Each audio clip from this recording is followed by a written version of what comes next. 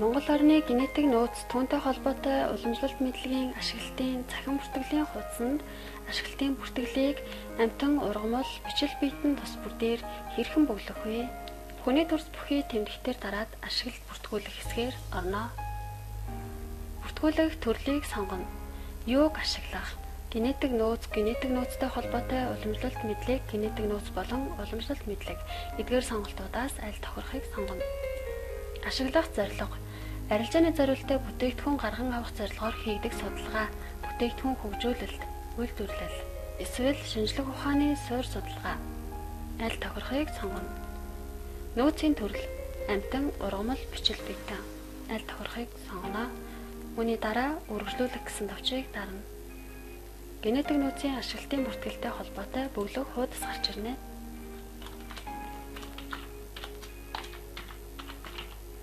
Ашиглах хэсгийг сонголт хийж өгнө. Дээж авах нөөц бэлтгэх их усүрийн сонголтыг хийж өгнө. Аль тохирохыг сонгоно. Хэрвээ гаршуулсан амтан гэсэн сонголтыг хийх юм бол дараах бөглөх мэдээлэл гарч ирнэ. Хаяг байршил, аймаг нийслэл самдүүрэг,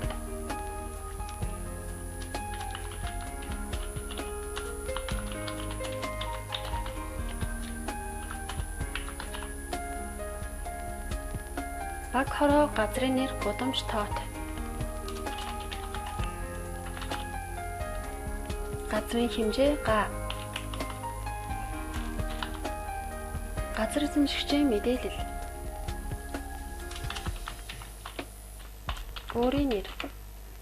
Хаяг. Утасны дугаар. Имэйл хаяг.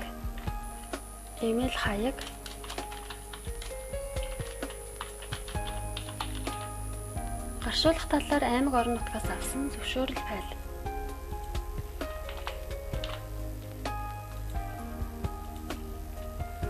Дээж цуглуулах хугацаа, эхлэх огноо, дуусах огноо, дээж авах тоо хэмжээ килограмм, грамм аль тохирохыг сонгох.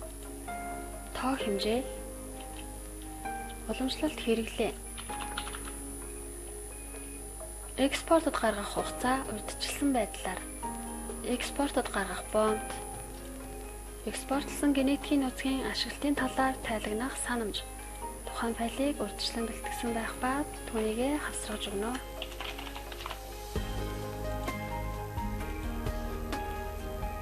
Судалгааны зорилго. Судалгааны үргэлжлэх боломжит хугацаа. Гарааны бизнес стартап компанид байгаа хэсэг. Судалгааны чиглэлээр хамтран ажиллах орон нутгийн байгууллагууд. Боломж 3 дахь чиглэлийн оролцоо, хувийн хөвшил, бусад стартап компани, хувь хүн иргэд гэх мэт мэдээллүүдийг бөглөж өгнө. Улаан одтой мэдээллийн хэсгийг заавал бөлгөх ба хэрвээ улаан одгүй бол заавал бөглөх шаардлагагүй. Судалгааны хүлээгдэж буй үр дүн зорилго цаашид арилжааны зорилгод хүргэх боломжтой эсэх. Тийм үгүй мэдэхгүй гэсэн сонголтуудаас аль тохирохыг сонгоно. Судалгаа хөгжүүлэлтийн үр дүнд хүлээгдэж буй бүтээгдэхүүн.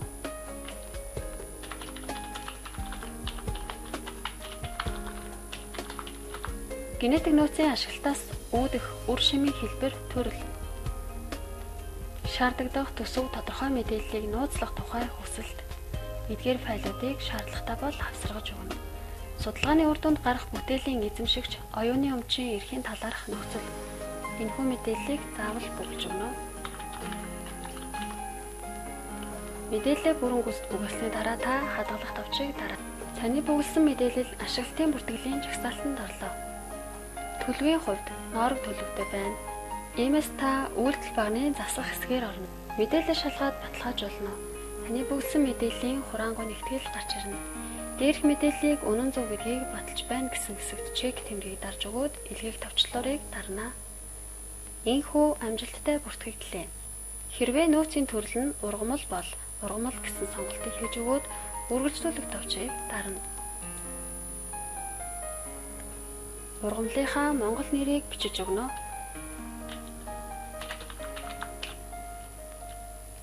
Латин нэрийг нь мөн бичиж өгнө. Ашиглах хэсэг дээр сонголтыг хийж өгнө. Бүтнээр, үр, газрын дээд хэсэг, үндэс, эд эсийн үсгүүр, удамшлын материал, үүсмэл, ямар үүсмэл болох бусад гэсэн сонголтуудаас сонголтыг хийнэ. Дээж авах нөөц бэлтгэх их усүр, байглаас таримлжуулсан ургамал генетик нөөцийн сан тохирохыг сонгож өгнө.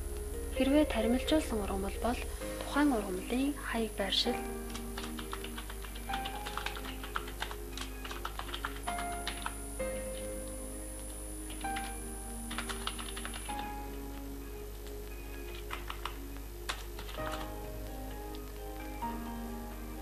аваг нэр хаягийн мэдээлэл утасны дугаар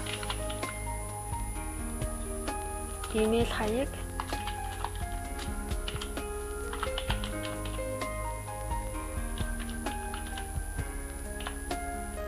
таримлжуулах талаар аймаг орон нутгаас авсан зөвшөөрлийг хавсаргана. Хавсрах файлын төрөл нь PDF эсвэл doc буюу Word файл байх болно. Дээж цуглуулах хугацаа эхлэх хогноо. Дуусах хогноо. Дээж авах тоо хэмжээний хэмжих нэгж. Тоо хэмжээний тоо ширхэг. Уламжлалт хэрэглээ. Экспортод гаргах хугацааг урьдчилсан байдлаар оруулна. Экспортод гаргах бомтыг бичиж өгнө. Экспортлсон генетикийн нөөцийн ашиглалтын талаар тайлагнах санамж бичгийг хавсаргана. Судалгааны зорилго.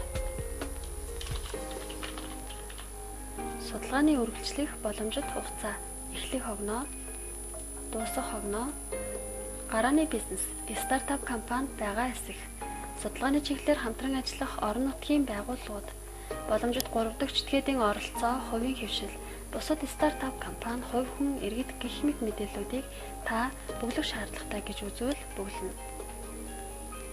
Судалгааны хүлээгдэж буй үр дүн, зорилго цааш арилжааны зорилгод хүрэх боломжтой эсэх, тийм үгүй мэдэхгүй гэсэн сонголтуудаас тохирохыг сонгоно. Судалгааны хөгжүүлэлтийн үр дүнд хүлээгдэж буй бүтээгдэхүүн.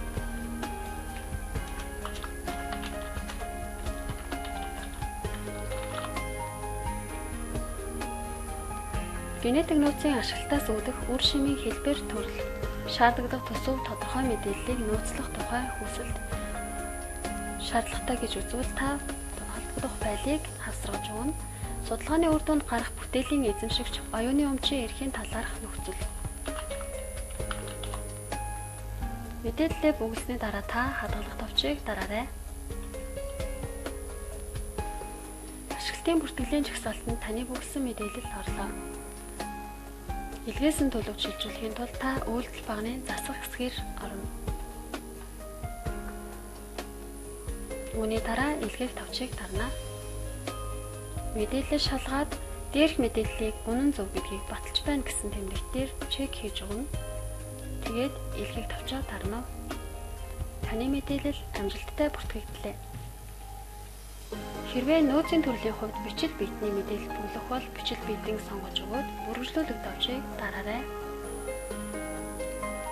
Генетик нөөцийн ашиглалтын бүртгэлийн хуудас гарч ирнэ. Энэхүү хуудсанд та бичил биетнийхаа мэдээллийг бүглэж өгнө. Латинээр бичил биетний хэлбэр, ашиглах хэсгээс сонголтыг хийж өгнө. Үсгүүр, удамшлын материал, үүсмэл, ямар үүсмэл болох бусад гэсэн сонголтуудаас сонгоно. Дээж авах нөөц бэлтгэх их үүсвэр, байглаас үсгүүрлсэн бичил биетэн генетик нөөцийн сан сонголтыг хийж өгнө.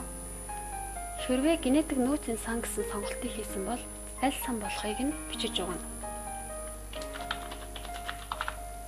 Материал дамжуулах гэрээг хасрагна.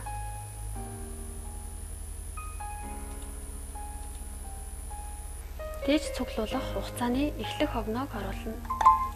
Дуусах хогноог мөн оруулна. Дээж авах тоо хэмжээ, хэмжих нэгжийг сонгож өгнө.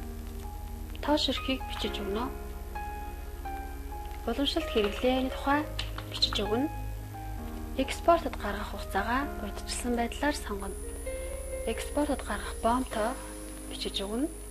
Экспортлсон генетикийн нөөцийн ашиглалтын талаарх мэдээллийг хасрагна. Судалгааны зорилгоо бичиж өгнө.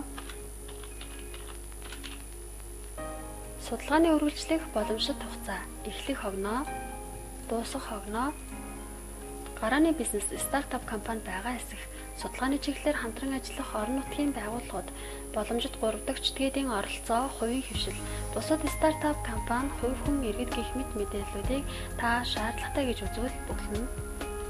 Судалгааны хүлээгдэж буй үр дүн, зорилго цаашдаа арилжааны зорилгод хүрэх боломжтой эсэх, тийм үгүй мэдэхгүй гэсэн сонголтуудаас аль тохирохыг сонгоно. Судалгааны хөгжүүлэлтийн үр дүнд хүлээгдэж буй бүтээгдэхүүнийг бичиж өгнө.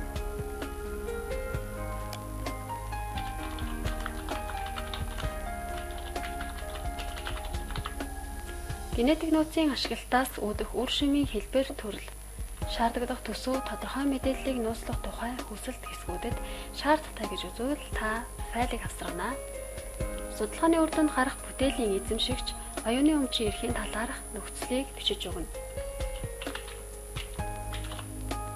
Мэдээлэл бөглөж дуусны дараа та хадгалах товчийг дарна уу?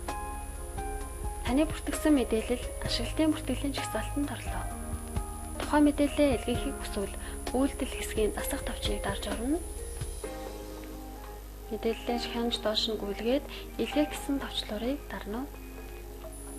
Генетик нөөцийн талаарх бүгэлсэн таны мэдээллийн жагсаалт гарч ирнэ. Дээрх мэдээллийг үнэн зөв гэдгийг баталж байна гэсэн дээр чек хийж өгөөд илгээх товчийг дарна уу? Амжилттай бүртгэгдлээ.